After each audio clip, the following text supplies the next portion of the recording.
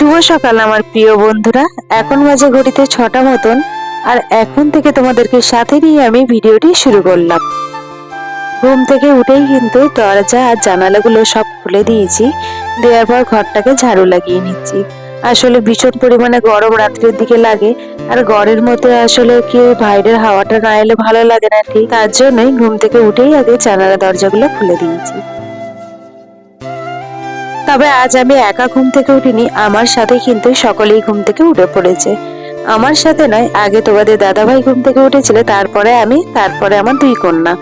যাই হোক, সবাই যখন উঠে পড়েছে আর বাসি বিছানাটা কেনই বা ফেলে রাখবো বলো তো, তার জন্যই এখানে বাসি বিছানাটা তুলে নিচ্ছি। আর দেখো, বিছানার অবস্থা কিন্তু একদমই অন্যরকম। আসলে বালিশের কভার কোথায় আর বিছানার চাদর কোথায়, দুটোই দুদিক থেকে আলাদা হয়ে গেছে। আসলে বড় মেয়ের শোয়াটা একটু খারাপ, আসলে ঘুমের চোখেও কোথায় পা ছড়ে কোথায় কি করে ও নিজেও জানে না। যাই হোক, ছোট বাচ্চা থাকলে এগুলো তো হবেই। আর এইদিকে আমি বিছানাটা ভালো করে টান টান করে পেতে নিচ্ছি।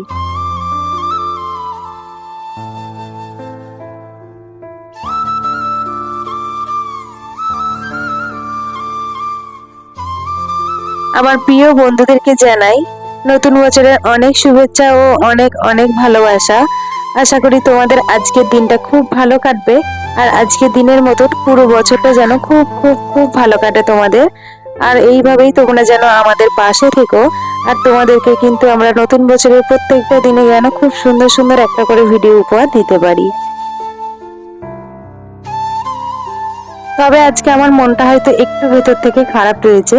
আসলে কি বলতো, আজকে যেহেতু রবিবার, ভেবেছিলাম তোমাদের দাদাভাই কাজে যাবে না, আর একটা খুব সুন্দর দিনে আমাদের নতুন বছরটি এসেছে, তার কারণে। কিন্তু যাই হোক, তোমাদের দাদাভাইয়ের একটু আর্জেন্ট কাজের চাপ থাকার কারণে তোমাদের দাদাভাইকে চলে যেতে হয়েছে কাজে। প্রথমে ভেবেছিলাম যেহেতু রবিবার পড়েছে আমাদের নতুন বছর, তার জন্যই ভেবেছিলাম যে একটু যেহেতু ছুটি থাকবে তোমাদের দাদা ভাইয়ের, আর তাই একটু মন্দিরে যাব, প্রথম বছরটা যেন মন্দির থেকেই শুরু করতে পারি আর কি, এরকম একটা চিন্তা ধারণা ছিল। যাই হোক, এই ভাবনাটা আর পূরণ হলো না। বড় মেয়ে তো ভীষণ বায়না করছিল সকালবেলা, পাপা তুমি কাজে যেও না, আজকে একটু সবাই মিলে ঘুরতে যাব। আর ওই যে নতুন জামা পরার একটা আনন্দ থাকে, সেই জন্যই আর কি। তবে সংসারে কাজকর্ম তো আমার একদমই থেমে নেই, বরঞ্চ আজকে একটু বেশিই আছে। তার কারণেই দেখো, সমস্ত কাজকর্ম একা হাতেই করে নিচ্ছি। আর এইদিকে কিন্তু ছোট মেয়েটাও কান্না করছিল, তাই জন্য ওকে কোলে নিয়ে কিছু কিছু কাজ আমাকে এক এক সময় করে নিতে হয়। তবে এতে আমার খুব একটা বেশি অসুবিধা হয় না, একটু কোলে নেওয়ার পরে ও ভুলে যায়, আর আমি আমার মতন আবার একার মতন কাজগুলো করে নিতে পারি। একদিন একটু বাইরের দিকে গিয়েছিলাম, আর সেই ভিডিওটা অবশ্যই তোমরা দেখেছিলে। তো সেই দিনই কিন্তু মেয়ের দুজনের জামা প্যান্ট কিনে নিয়ে এসেছিলাম। তো ভেবেই রেখেছিলাম সামনে যেহেতু পয়লা বৈশাখ রয়েছে, তো সেই দিনই মেয়েদেরকে জামাগুলো পরাবো। তবে আমাদের সময়টা কিন্তু একটু অন্যরকম ছিল। আমাদের সময়, বিশেষ করে তো আমি আমার জীবনের কথাটাই এখানে বলবো, আমার জীবনে কি পয়লা বৈশাখ আর কি নতুন জামা, সেই জিনিসটা হয়তো আমার জীবনে ছিল না। ছিল হয়তো ছোটবেলার সময়টা, তবে বড় হওয়া বা জ্ঞান হওয়া থেকে ওই জিনিসটা আমার মনের মধ্যে আর এখনো পর্যন্ত মনে পড়ে না আর কি। তবে পয়লা বৈশাখ বলতে কিন্তু আমরা সকলেই বুঝি যে নতুন জামা প্যান্ট, একটু ভালোভাবে দিনটা কাটাবো আর একটু ভালো মন্দ খাওয়া দাওয়া করবো। তবে হ্যাঁ, এটা তো ঠিকই কথা, এটা আমরা ছোট থেকেই মেনে আসছি, আর এখনো পর্যন্ত করছিও আমরা এই কাজগুলি।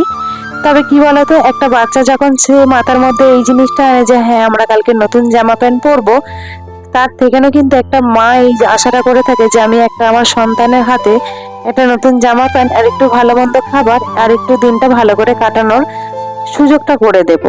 তো এইগুলো কিন্তু মা বাবার কাছে একটা অতুলনীয় জিনিস, যেইগুলো কিন্তু মানে কিছু ভাবেই আর কি বোঝানো সম্ভব নয়, একমাত্র মা বাবাই জানে। আমরা সকলেই যখন পরপর এক এক করে মা বাবা হয়ে তখন কিন্তু এগুলো আমরা ধীরে ধীরে অনুভব করতে পারি।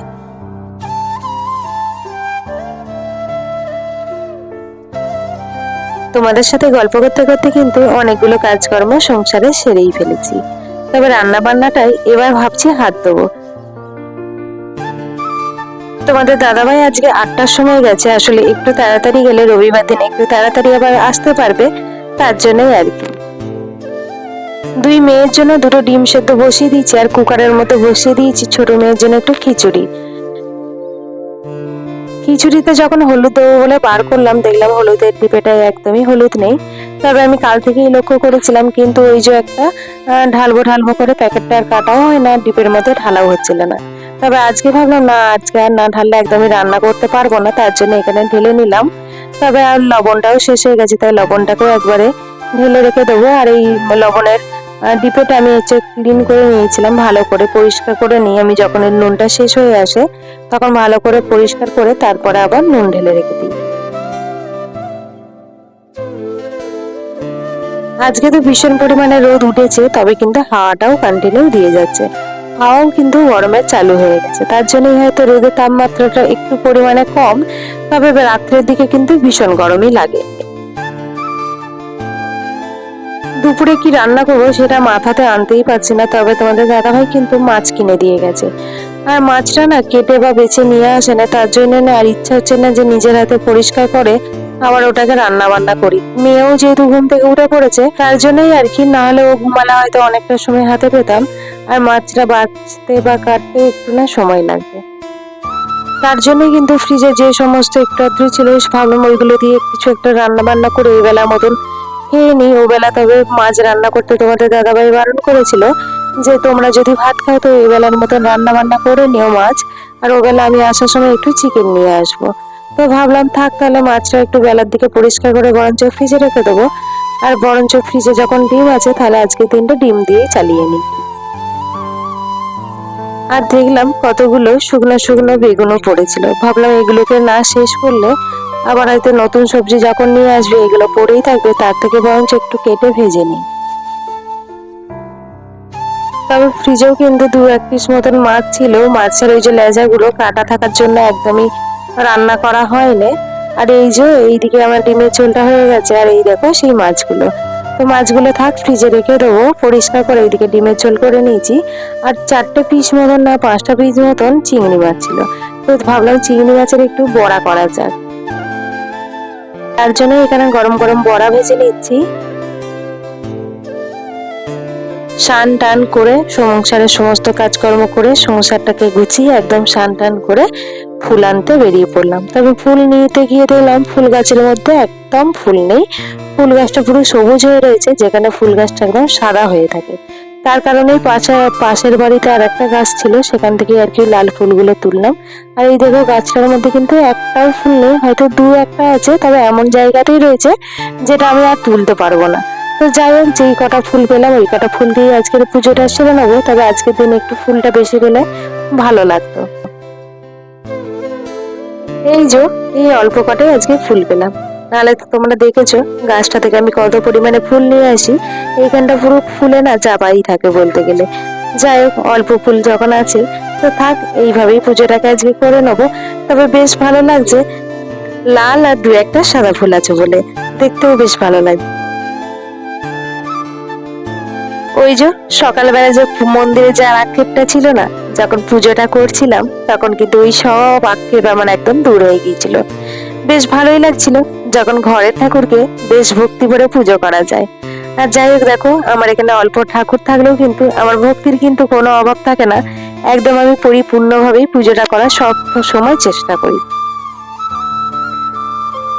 শুধু যে আমার নিজেরই ঘরে মন পড়ছে না এমনটা নয়, তবে তোমাদের দাদাভাইও কিন্তু কাজের ওখানে একটু ছটপটি করছে। তোমাদের দাদাভাইও বলছিল 2 মেয়েকে ছেড়ে আজকে দিনটা আমার একদমই একা একা কাটাতে একদমই ইচ্ছা করছে না। আসলে আগের বছর তো ছোট মেয়ে অনেকটা ছোট ছিল, আর এই বছরে গোটা ঘরটা হাঁটতে পারছে চলতে পারছে, তার একটু অনুভবটা একটু অন্যরকম। যাই হোক, এইগুলোই আর কি স্মৃতি হয়ে রয়ে যেত। পিছনের চুলটা আজরাও মা, পিছনের দিকে চুলটা আজরে নাও। ও মা, এটা কে গো? মা বনুর চুলটা আজরে দাও। ও বাবা, বাবা ভালো করে পিছনটা পিছনটা। এত ঠান্ডা লেগেছে নাক দিয়ে অনবরত। ও বাবা, ও বাবা মা, তোমার কেমন লাগছে মা? ভালো লাগছে? ও বাবা, ও বাবা, দিদিভাই কোথায় গো? দিদিভাই মা বলো পাপ্পা। কি করবো মা? ওটা বাদ দিয়ে করো। ও বাবা, তাই তাই করো। ও বাবা, করে দাও। ও বাবা,